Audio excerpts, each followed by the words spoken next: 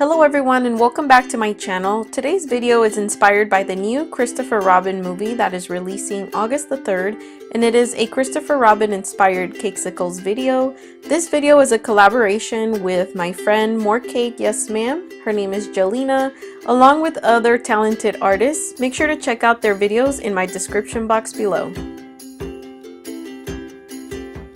First, we're going to paint our characters using our Pico projector.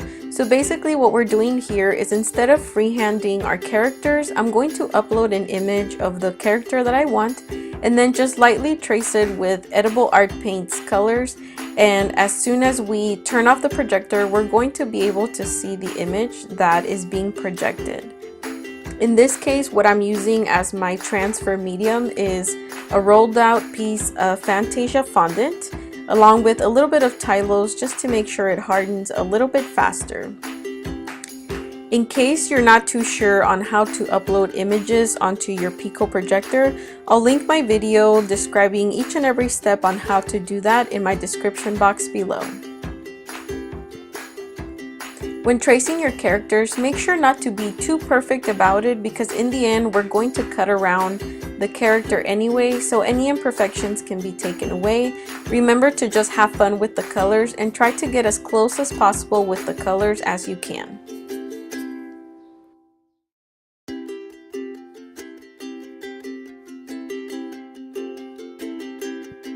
Next, I'm going to show you how to make the Cakesicle shell, how to fill it, and how to close it once you have cake inside it. In this case, what I usually do is I start off with white candy melts and I add little bits of drops of oil-based candy colors depending on the color that I want. And for today, I want a very light blue to resemble the sky for my Cakesicle shells.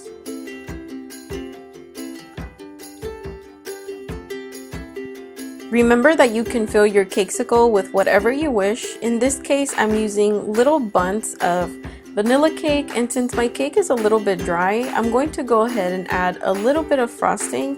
It just depends on the kind of cake you use, or if you use store-bought cake or you make it yourself. Begin by adding a little bit of chocolate onto the cavity of your mold and use something to spread it all over your mold and lightly tap so you can make sure that all your corners are filled with chocolate. Except this little piece, make sure that you don't cover this tiny little slit with any chocolate. This is where your cake pop stick will go through, and if you cover it, it'll crack your chocolate in the front when you insert it.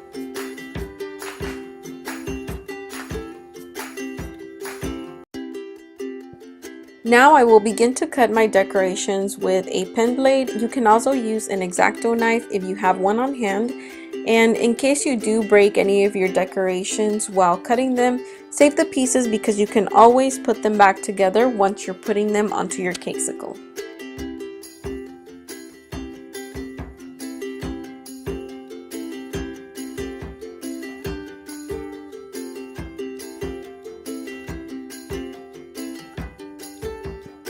Fill each cavity about halfway through. Make sure not to fill all the way to the top with cake pop dough because you do need to leave a little bit of space for the remainder of chocolate that's going to cover the back.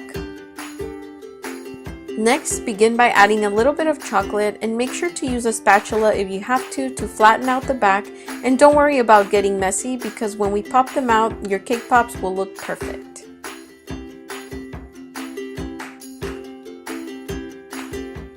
To release your Cakesicle, make sure just to wiggle around every single edge of your silicone mold and then slightly wiggle it out with your fingers and lay them onto a plate so we can decorate them. For decoration, I will be adding a little bit of Edible Arts Paint Green to act as grass, and then I'll just go ahead and paste every single character with edible glue onto each cake pop. Here's how the cake pops look on the inside, and here's how they look on the outside. Let me know if you do have any questions on the comments below. And I know I called them cake pops, Cakesicles. You can call them whatever you like, and I hope you really liked this video. I'll talk to you next time. Bye!